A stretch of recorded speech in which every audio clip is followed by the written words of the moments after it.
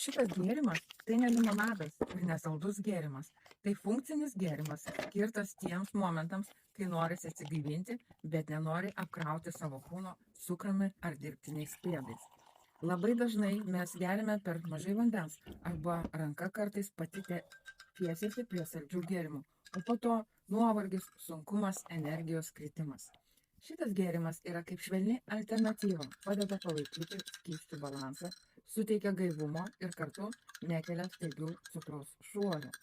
Vyšnių ir mėtų derinys gaivina, padeda atsibusti, o skonis lengvas, natūralus, neperkrautas. Man tai sprendimas dienoms, kai noriu kažko daugiau, nei stiklinės vandens, bet mažiau nei deserto stiklinėje. Tai toks kasdieninis, sąmoningas pasirinkimas mano